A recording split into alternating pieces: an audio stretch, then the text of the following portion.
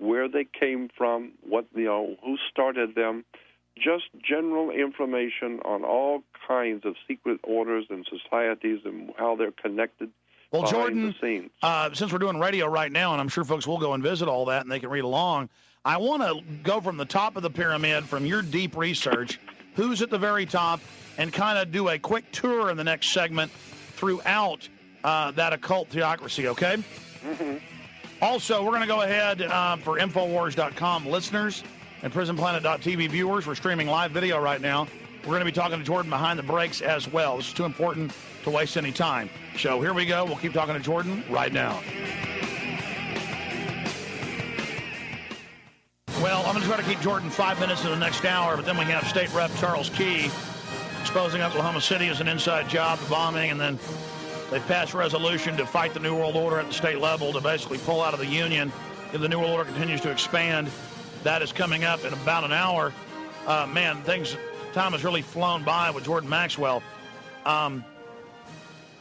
Jordan, again, is a preeminent researcher into the core documents of the elite and what makes them tick. Jordan, give us a tour of the basic history of where all this really starts, as best you can tell. Have they been passing on knowledge? Do they claim they have the secrets of the pyramids and Atlantis and all this? Or is that a fable? How much power do they really have? You talk about how their main goal, and now they admit this, is to create two species of humanoid, dumb us down, exterminate most of us. I'm just throwing out the basics here, because broad strokes here in the time we have. And then for the behind-the-scenes viewers at PrisonPlanet.tv, I want to continue that discussion afterwards.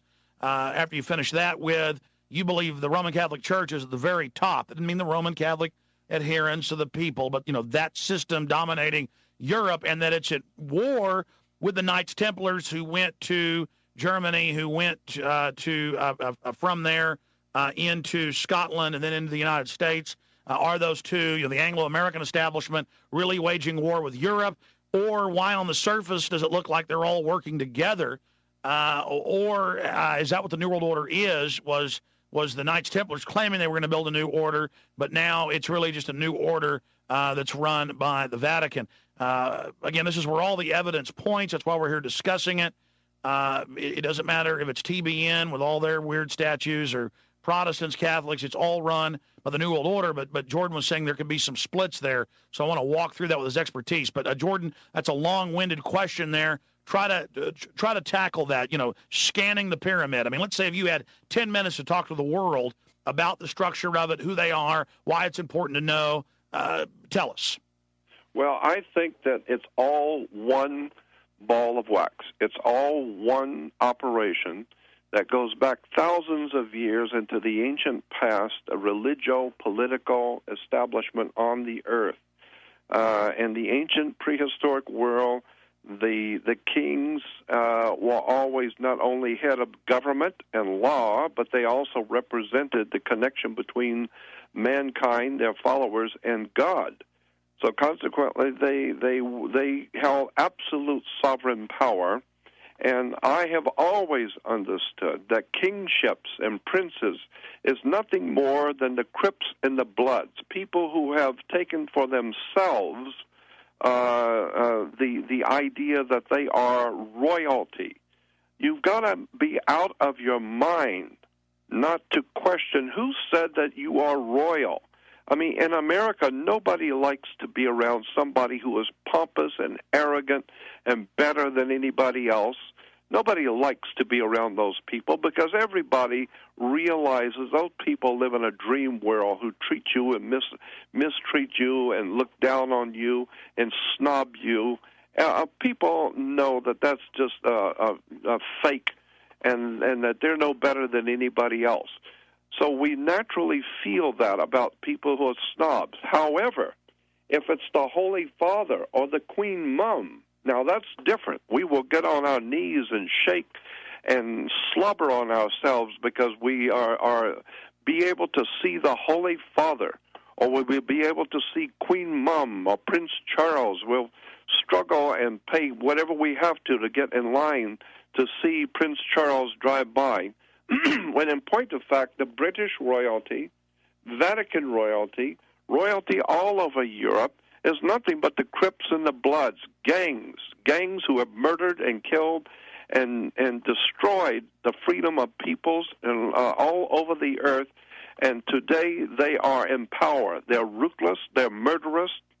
They are nothing more than gang wars, secret societies, criminal cults, criminal operations. Wow, you just made a point. Whenever I see the low-level Crips and Bloods and the Vatos, they're all calling themselves Latin kings. Their symbols are little crowns. They have secret handshakes and signs. And that really is just it.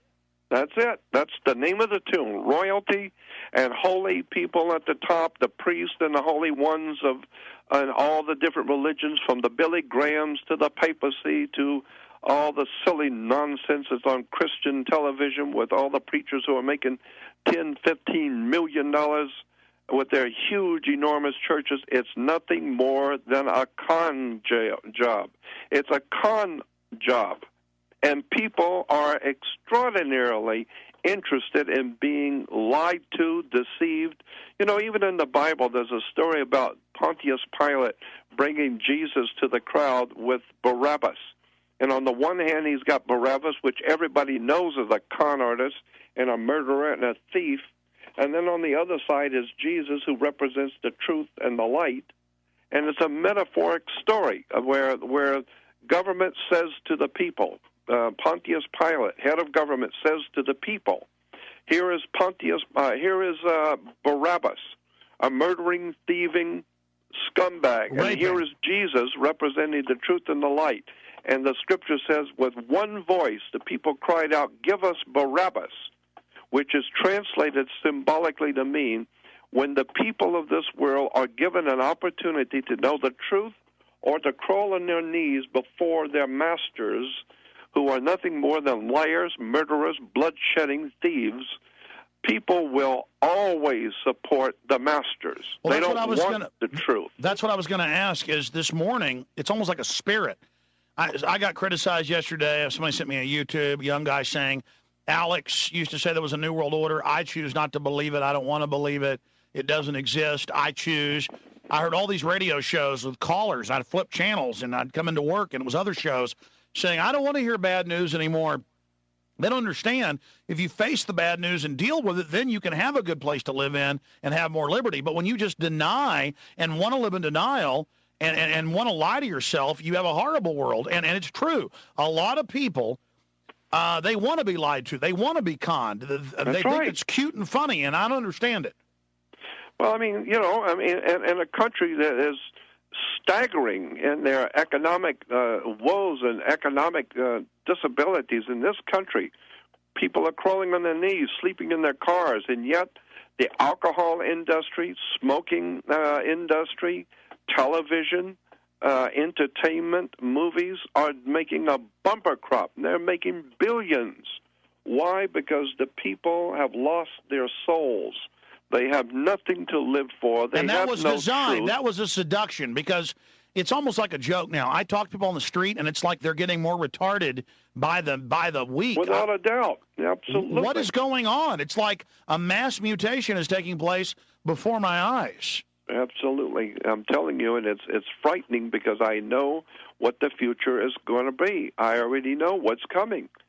There's going to be a time very soon when Americans, generally speaking, and the worst part about it is that the masses will never wake up. They will just become acclimated to the system. Well, little I've read by government little documents. by little. I mean, the new thing said you'll be arrested if you're seen hugging your child or That's kissing right. them. I mean, so, and the government says we'll be in gray uniforms with shaved heads, basically lobotomized, and that's who's even allowed to live. And I see them phasing that in rather quickly, the way it's going. That's exactly what I'm saying. And so I'm frightened, because I know what is coming on the earth. I know the kind of world which is coming, and the people have no idea. Generally speaking, the public doesn't know. They don't care, because they've been acclimated to it. They have already learned how to crawl on their knees when they see some holy man with a robe. If it's a black robe, they shake in fear.